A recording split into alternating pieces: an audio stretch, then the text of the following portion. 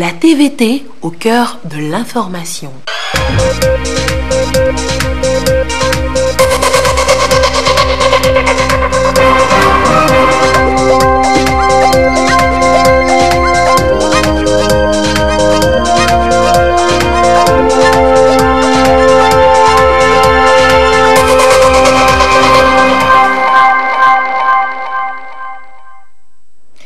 Il est l'heure du journal sur la télévision togolaise. Madame, monsieur, bonsoir. Et voici les titres de cette édition. Depuis 10 jours déjà, le Premier ministre Komi Selom Klassou et son équipe gouvernementale gèrent les affaires courantes en attendant la nomination d'un nouveau Premier ministre. Et les députés de la 6e législature se sont retrouvés mardi en session de plein droit. Que dit la Constitution togolaise de toutes ces dispositions? Le professeur Hunake, enseignant-chercheur à l'université de Lomé, nous répond dans cette édition. Et puis les populations d'Assoli ont célébré Kamaka, leur fête des moissons, une occasion de remercier les mânes des ancêtres pour les bonnes récoltes. Kamaka édition 2018 à suivre donc dans ce journal. Voilà pour les titres. La menace de l'heure, les changements climatiques appellent à une riposte de tous les gouvernements et chacun y va de sa stratégie. Alors que fait notre pays pour s'adapter à ce fléau et surtout pour protéger l'environnement? Dans cette édition, Augustin Kossi est allé aux nouvelles. C'est le tout premier dossier de cette édition.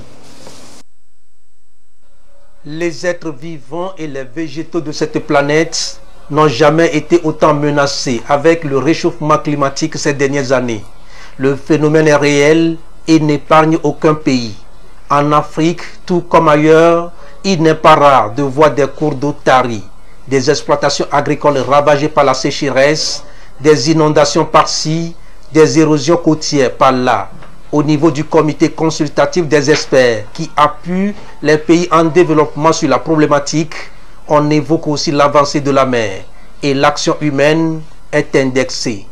Le problème des changements climatiques se pose en des termes où nous avons des modifications de ce que nous appelons des paramètres climatiques, dont le plus essentiel reste l'augmentation des températures terrestres qui entraîne justement des bouleversements.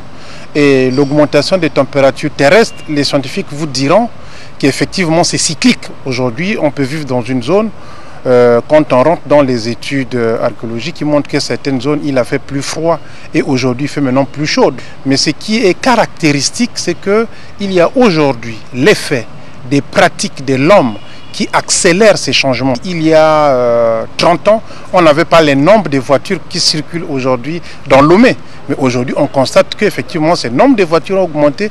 Donc la pollution induite par la circulation des véhicules dans la ville de Lomé a augmenté comparé d'il y a 30 ans parce que les véhicules qui circulent émettent des gaz à effet de serre. Donc voilà un peu, et c'est la même chose pour le secteur de l'industrie, la même chose pour le secteur de l'agriculture.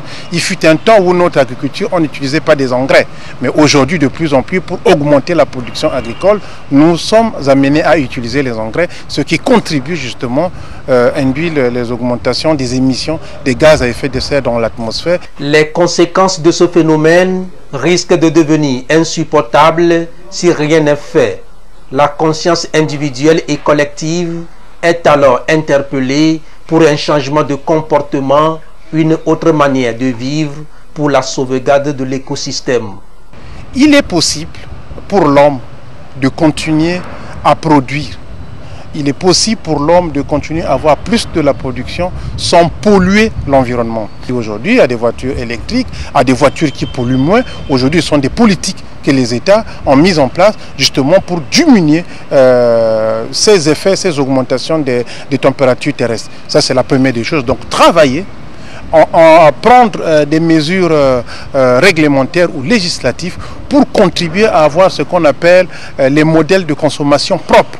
Autre chose, c'est que les perturbations, nous les avons, mais nous les États africains, nous souffrons plus parce que nous ne sommes pas préparés. Quel est le degré de vulnérabilité des populations?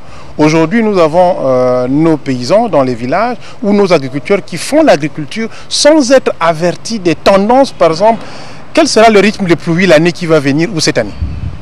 Quand on connaît que cette année, nous n'aurons que 2 mois de pluie sur 3 d'habitude, eh bien les agriculteurs vont s'adapter à avoir des cultures qui vont aller sur 2 mois et ne prendront plus de risques de faire des productions et caler le calendrier agricole de façon à ce que ça réponde au peu de précipitations qu'on peut avoir. Mais aussi, dans les politiques, on parle de l'arrangement institutionnel, une convergence de vues de tous les acteurs et secteurs d'activités socio-économiques pour une meilleure intégration de l'adaptation au changement climatique dans les programmes et projets de développement. Protéger l'environnement donc et pour une meilleure agriculture. Et parlons d'agriculture justement, le gouvernement togolais a fait de l'essor de la filière de la production cotonnière une priorité. L'or blanc est donc une valeur sûre pour l'émergence du pays. Ce soir, Antoinette Romao Vovor nous rappelle les actions qui sous-tendent la relance de la filière cotonnière dans notre pays. Un dossier à suivre. Une période de recul causée par une chute de la production, le Togo travaille désormais à assurer la relance de sa filière cotonnière. Ainsi, la nouvelle société cotonnière du Togo, NSCT, a pour objectif d'améliorer le rendement, préserver la qualité et augmenter la production. Et dès lors, des actions ont été engagées par l'État togolais. Avec la nouvelle gouvernance, la production qui était de 28 000 tonnes est passée de 80 000 tonnes à 108 000 tonnes l'année dernière. Pour la campagne 2017-2018, pour laquelle les égrenages ont commencé depuis le 1er octobre et évoluent, l'on était parti sur des objectifs d'emblavure en superficie de 160 000 hectares. Donc, grâce à une forte mobilisation doublée d'une batterie de stratégies, les producteurs s'étaient mobilisés pour porter les emblavures autour de 70 000 hectares. Donc, et l'on était en droit d'espérer quand même une production soutenue. À l'heure actuelle des prévisions, avec la collecte qui a commencé, l'on pourrait se situer autour d'une production entre 120 000 et 130 000 tonnes. Ce qui quand même induirait une progression donc notable. Au-delà d'une gouvernance redynamisée, l'État, à travers le PENIASA, soutient les cotonculteurs par le biais d'une série de mesures dont des formations, des appuis conseils et la mise à leur disposition des intrants en quantité et en qualité, ce qui a engendré une collecte plus rapide du coton graine. Des conditions qui favorisent déjà l'envoi de la filière cotonnière au Togo. Nous sommes confiants que dès même la campagne prochaine, nous allons atteindre des niveaux intéressants. Oui, nous pouvons le dire que le secteur cotonnier est en train de se relancer. Je pense que tout se fait avec le soutien de tous les partenaires pour aller vers cette production. La culture cotonnière joue un rôle stratégique dans l'économie togolaise. La vision à l'horizon 2022 est de parvenir à une production de 200 000 tonnes de coton graine par an, avec 95% de qualité de premier choix, sans oublier de promouvoir les pratiques de bonne gouvernance d'entreprise. Pour cette nouvelle année, l'Office togolais des recettes OTR se lance de nouveaux défis pour un meilleur assainissement des finances publiques. Au titre de ces défis, on note le nouveau code des impôts. Son contenu ce soir avec Sonia Aminikbo. L'État, mais en même temps un champ des opérateurs économiques qui sont considérés par l'OTR comme partenaires dans l'application des dispositions du Code général des impôts CGI. Et justement, afin de faciliter davantage la tâche à ces opérateurs économiques, il a été voté en 2018 le nouveau Code général des impôts et un livre de procédure fiscale qui renferme de nouvelles dispositions. Au niveau de notre dispositif fiscal, le chiffre d'affaires limite pour être assujetti à la TVA qui était à 50 millions a été porté à 60 millions. C'est un avantage pour les opérateurs économiques. Maintenant, pour ce qui concerne l'impôt minimum forfaitaire, nous avons constaté qu'il y a certains débats qui sont faits autour de parce que l'impôt minimum forfaitaire, c'est un impôt que l'on paie à défaut, c'est-à-dire à défaut de pouvoir payer l'IS. Il y a une instruction interne qui a été prise pour faire en sorte que les entreprises dont le chiffre d'affaires n'atteint pas les 60 millions, mais qui se trouveront dans la situation de payer l'impôt minimum forfaitaire paye le plancher minimum de la TPU qui est égal à 20 000 au lieu de 600 000. C'est une instruction qui date du 26 novembre 2018 et qui est déjà applicable. Le Togo, depuis quelques années, fait de gros efforts en ce qui concerne l'aménagement du climat des affaires. En témoigne le bon score enregistré au résultat du Doing Business pour le compte de l'exercice 2018.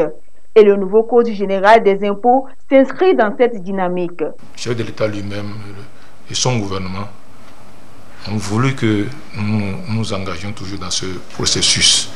Il y avait des signaux qui avaient été déjà lancés. Il y a encore des grands signaux qui ont été lancés. Auparavant, il y avait des droits que vous êtes obligé de payer lorsque vous procédez à l'augmentation du capital social par incorporation des réserves. Aujourd'hui, nous avons défiscalisé cette augmentation de capital. Le gouvernement tient à l'investissement, surtout au niveau des PME et PMI. Alors, ce qui est un véritable problème pour ces PME et PMI d'aller de l'avant, c'est la situation fiscale du genre droit d'enregistrement lorsque elles veulent acquérir les immeubles, elles veulent aller dans le centre des hypothèques. Alors avant c'était 4% de la valeur vénale. Pour les entreprises qui ont adhéré au centre des échelons agréés, pendant 4 années, bénéficient de 40% de réduction des impositions. Pour les entreprises qui sont reconnues par la DOSI et puis par la NADEB, c'est une réduction de 40% de leur imposition pendant 2 années. Il est à noter que le minimum de perception de l'article 120 du Code général des impôts remplace l'impôt minimum forfaitaire des personnes physiques de l'article 163 dans l'ancien Code général des impôts et celui des personnes morales de l'article 167. Je vous le disais également en titre, cela fait 10 jours que le Premier ministre Komi Selom Klasu a rendu sa démission ainsi que celle de son équipe gouvernementale. Une démission acceptée par le chef de l'État qui l'a instruit de gérer les affaires courantes. Et puis les 91 nouveaux députés de la 6e législature ont répondu à l'appel du doyen d'âge mardi dernier pour la session de droit. Une occasion pour les nouveaux élus du peuple de se retrouver, surtout pour le doyen d'âge André Johnson, de leur rappeler les nombreux défis qui les attendent durant cette législature. Et justement, pour mieux comprendre les dispositions ou les fonctions du Premier ministre et de ses ministres pour l'heure et le fonctionnement de cette nouvelle législature conformément au texte de la Constitution, le professeur Kosivi Hunake était l'invité du JDD, du journal de dimanche de ce 13h. Je vous propose ce soir de suivre un extrait de cet entretien avec Prudence Zizou. Réaction des nouveaux députés à la fin de la session de droit mardi dernier à l'Assemblée nationale. Et le professeur Kosivi Hunake est avec nous pour nous expliquer cette session de droit et ses enjeux. Mais avant, professeur, cela fait 10 jours déjà que le Premier ministre Komi Selom Klasu a rendu sa démission ainsi que celle de son gouvernement au président de la République. Le chef de l'État a accepté cette démission et a donné les instructions d'expédier les affaires courantes. Alors, que peut-on comprendre à travers cette mission de gestion des affaires courantes? Le chef de l'État, et la Constitution dit en son article 58 que c'est le chef d'État qui est le garant de la continuité de l'État et des institutions de la République. Donc, or, l'État ne peut jamais s'arrêter de fonctionner. Les services publics doivent toujours continuer de fonctionner. À partir de ce moment, même si un gouvernement est démissionnaire, alors il faut que ce gouvernement expédie les affaires courantes jusqu'à la mise en place d'un nouveau gouvernement. Alors, qu'est-ce qu'il faut entendre par affaires courantes? Alors, on va faire une décomposition. Le mot courant ou bien l'adjectif courant. Alors, l'adjectif courant peut signifier présent, actuel, en cours, ou les affaires communes, ou les affaires ordinaires. Alors, les affaires sont les activités, tout ce que le gouvernement ou les ministres font dans la conduite de la politique générale ou bien la politique du gouvernement. Alors, une affaire courante, il faut dire que l'affaire courante ne veut pas dire affaire banale ou affaire insignifiante. D'accord? Dans la doctrine, on a fait une classification. On peut dire qu'il existe des affaires courantes par nature et des affaires urgentes. Donc, les affaires courantes par nature, ce sont ces affaires qui rentrent dans le fonctionnement normal des institutions. Par exemple, vous avez un ministre de la communication, mais il semble que présentement, le ministre de la Communication a démissionné, fait partie de... Oh, la télévision doit fonctionner. Bien sûr. Voilà. Donc, on peut prendre l'exemple au niveau de la défense, au niveau de la sécurité, au niveau de la santé. Donc, l'État doit toujours continuer à fonctionner. Donc, ce sont ce qu'on appelle les affaires courantes par nature. Le fait que le ministre, par exemple, signe une décision parce qu'il y a une affaire qui avait commencé déjà, qui n'est pas encore finie, mais le ministre peut signer une décision pour l'exécution de cette affaire. Alors, il y a aussi les affaires urgentes. Les affaires urgentes, ce sont les affaires pour lesquelles, en principe, le gouvernement démissionnaire devait s'abstenir d'y intervenir. Mais l'urgence fait que le gouvernement démissionnaire doit intervenir. On peut avoir un exemple? Alors, on prend un exemple en matière financière, par exemple. Oui. En matière financière, alors, si la législature ancienne n'avait pas voté le budget, donc on est au mois de janvier, l'État doit fonctionner. Alors qu'est-ce que le gouvernement peut faire? Le gouvernement peut demander tout simplement le deuxième provisoire en matière financière. Ou bien, par exemple, pour éviter que l'État soit en cessation de paiement, donc le gouvernement peut également mener des actions en matière financière. Donc, de même en matière de diplomatie, si le Togo devait accueillir une conférence internationale et que le gouvernement se trouve avoir démissionné avant que cette conférence n'ait lieu, le gouvernement ne peut pas dire nous sommes en expédition d'affaires courantes, donc on ne peut pas. Donc le gouvernement doit toujours organiser. Donc il ne faut pas comprendre par affaires courantes que ce sont des affaires banales, insignifiantes que le gouvernement va exercer pendant cette période-là. Et justement, y a-t-il un délai pour la gestion de ces affaires courantes de façon juridique? De façon juridique, il n'y a pas de délai. Il n'y a pas de délai. Lorsque le gouvernement donne sa démission et que le chef de l'État l'accepte, donc les affaires courantes durent jusqu'à ce qu'un premier ministre soit nommé et qu'un nouveau gouvernement soit nommé. Donc il n'y a pas de délai. Ce que le ministre peut faire et ce qu'il ne peut pas faire. Alors, le ministre peut tout faire. Il peut tout faire, sauf prendre des engagements pour les gouvernements futurs. Le ministre ne peut pas prendre, ou bien le premier ministre ne peut pas prendre un engagement pour empiéter sur la politique future du gouvernement qui va être nommé. Voilà, donc, mais ce qu'il faut retenir, c'est que en ce qui concerne la gestion des affaires courantes, il y a plusieurs paramètres qui interviennent. D'abord, les affaires courantes fondent juridiquement l'intervention d'un gouvernement démissionnaire. Mais il faut également préciser que cette affaire courante constitue également une limite qui s'impose au gouvernement démissionnaire, parce que le gouvernement démissionnaire ne peut pas tout faire. Il ne peut pas tout faire. Mais ce qu'il faut comprendre, c'est que tout dépend de la durée. Lorsque cette période qui sépare la démission du gouvernement en cours et la nomination d'un gouvernement futur, si cette période est longue, alors le gouvernement démissionnaire aura tendance à rentrer dans la normalité. Alors si cette période dure 2 mois, 3 mois, donc le gouvernement va rentrer dans la normalité en se considérant comme un gouvernement normal. Maintenant, il y a également des critères politiques qui peuvent intervenir, l'opportunité.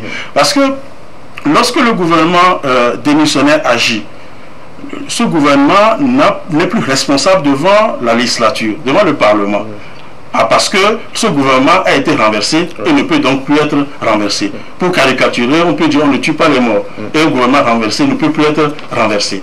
On va aborder maintenant la question de la cession de droit de la 6e législature. Alors, quelle est sa particularité selon vous? Bien, la Constitution prévoit 3 types de cessions. Il y a la cession ordinaire, la cession extraordinaire. Donc les deux cessions sont traitées dans l'article 55 de la Constitution. Et maintenant les cessions extraordinaires, ou les cessions de plein droit. Alors, les cessions de plein droit, leur particularité, c'est que ce sont des cessions qui se tiennent soit parce que il y a une décision ou il y a un fait, mais ce n'est jamais sur une convocation officielle.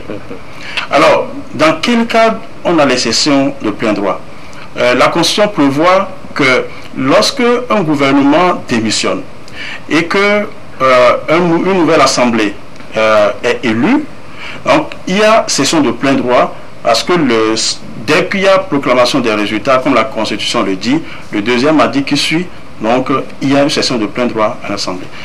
L'article 114 de la Constitution togolaise également prévoit que le chef de l'État adresse au Parlement un message sur la nation. Et donc, si le chef de l'État veut adresser ce message sur l'état de la nation, il y a session de plein droit.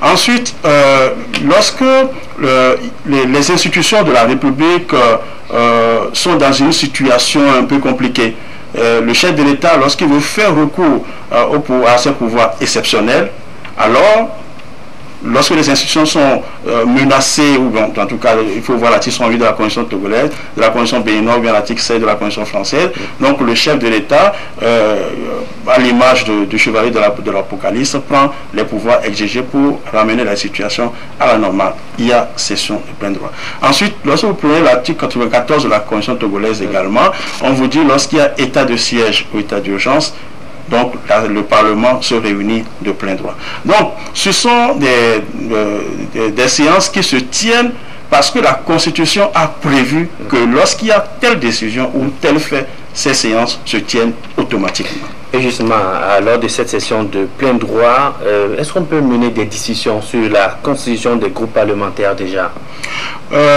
Il faut d'abord mettre en place le bureau de l'Assemblée de façon informelle. Bon, les partis politiques peuvent commencer par en discuter entre eux. Mais il faut le but principal, hein, l'objectif poursuivi dans ce cas, c'est qu'il faut mettre en place les organes qui vont gérer l'Assemblée nationale.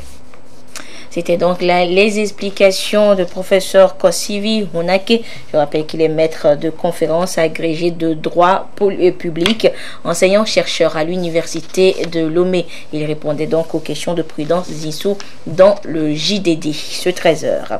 Et retenez également que les travaux de la session de plein droit reprennent donc demain, 14 janvier 2019, au siège du Parlement. Les nouveaux députés sont invités par le doyen d'âge à y prendre part à partir de 9h précises. Hors du Togo, à la suite de la publication des résultats provisoires des élections en République démocratique du Congo, le président de la communauté de développement d'Afrique australe, SADC, appelle à un gouvernement d'union nationale dans ce pays pour restaurer la confiance. Le président zambien dit s'exprimer au nom de l'ensemble de la communauté alors que les résultats provisoires de la présidentielle sont vivement contesté dans le pays. Et puis au Gabon, le nouveau gouvernement a été rendu public tard dans la nuit d'hier samedi à ce dimanche. Le nouveau premier ministre Julien Nkongé Bekale a publié son équipe via une vidéo enregistrée depuis le Maroc. Le nouveau gouvernement gabonais compte 38 membres contre 41 ministres dans l'équipe sortante. Retour en page nationale pour vous dire que le réseau des associations pour une action citoyenne, en abrégé RAC, a lancé officiellement ses travaux vendredi dernier. Et l'association va donc pouvoir œuvrer aux côtés des autorités togolaises pour asseoir une société pacifique et ouverte en vue d'un développement socio-économique durable. Le compte rendu du lancement officiel des activités avec Komo Boyode. Désormais cadre permanent de regroupement des associations de la société civile, le réseau des associations pour une action citoyenne, RAC, veut œuvrer aux côtés des autorités togolaises en vue de l'enracinement de la démocratie au Togo. Il s'agit pour ce réseau de développer et de partager avec les uns et les autres, notamment avec les jeunes, les valeurs de paix, de stabilité, de promouvoir les droits de l'homme et la bonne gouvernance en vue d'un développement socio-économique durable au Togo. La création du RAC a été motivée par le constat que malgré les efforts des organisations de la société civile à accompagner le gouvernement dans son processus de développement, et il y a un gap qui est à combler, notamment en ce qui concerne la citoyenneté, les fondamentaux même de notre pays, la citoyenneté. C'est en étant citoyen de notre pays que nous prouvons à suffisance notre amour pour notre patrie. Le RAC veut ramener la société civile à ses fondamentaux, et notamment dans son rôle d'interpellation dans son rôle d'éducation et dans son rôle de proposition des actions en appui au gouvernement. L'objectif fondamental est d'œuvrer à l'avènement de sociétés pacifiques au Togo. Le réseau des associations pour une action citoyenne est une association fédérale à caractère social et apolitique. Communion des populations d'Assoli depuis quelques jours avec leurs ancêtres. Chaque année, à la fin des récoltes, ces populations se retrouvent au son de tam-tam, flûtes et autres instruments pour célébrer Kamaka. Elles ont donc remercié une fois encore Dieu pour leur avoir accordé une abondante moisson. Les festivités apothéoses se sont déroulées cette année au stade municipal de Bafilo. Images et commentaires avec notre correspondant Nestor Mozo.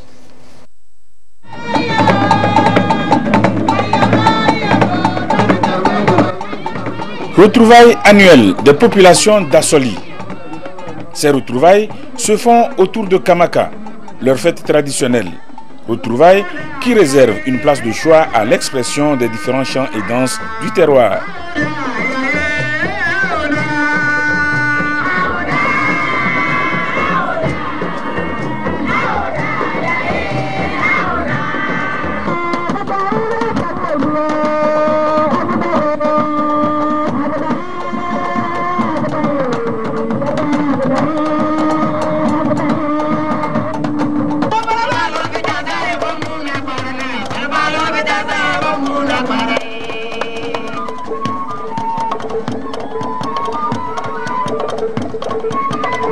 La célébration de Kamaka remonte loin dans le temps, à l'époque des rois Tem d'Assoli.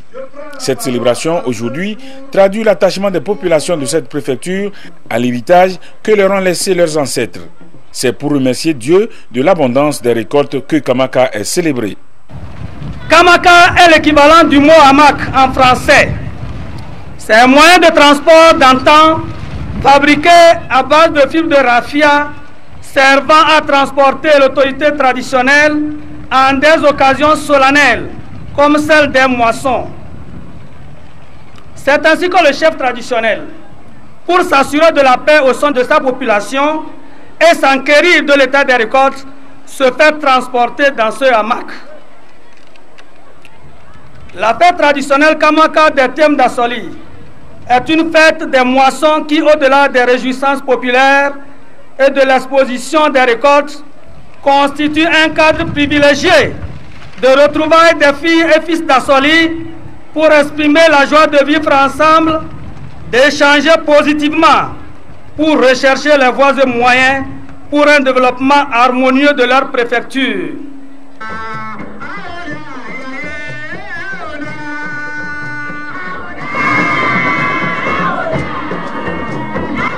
Natifs, invités, autorités, tout ce beau monde a été plongé dans l'univers de la culture Tem d'Assoli, riche en couleurs.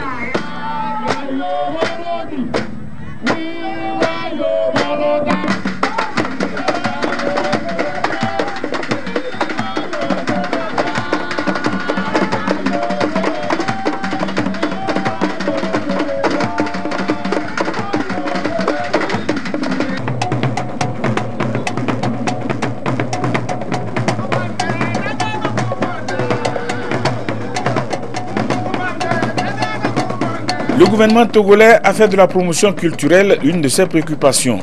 En choisissant de placer cette édition de Kamaka sous le thème « La culture, un véritable patrimoine pour le développement socio-économique », les populations d'Assoli illustrent bien qu'elles adhèrent à cette politique, a souligné le secrétaire général du département en charge de la culture, parlant au nom de son ministre. Nous saluons la pertinence du thème que vous avez retenu pour la présente édition. La culture doit effectivement constituer le socle du développement harmonieux et durable de nos communautés. La culture contribue au développement social inclusif de diverses manières. En effet, la culture garantit aux individus la liberté d'être et de vivre tels qu'ils l'entendent, c'est-à-dire de définir eux-mêmes leur place au sein de la société et de réaliser pleinement leurs aspirations.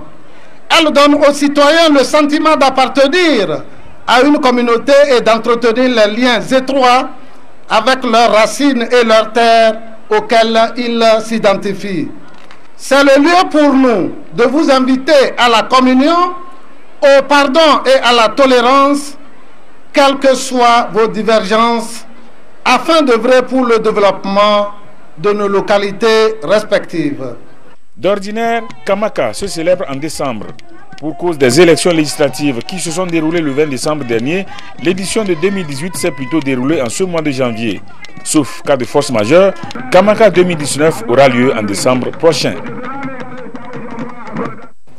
Et voilà, ainsi se referme cette édition. Merci de votre fidélité à la télévision togolaise. Merci à tous ceux qui nous ont suivis du côté d'Assoli. Excellente suite de nos programmes. Au revoir.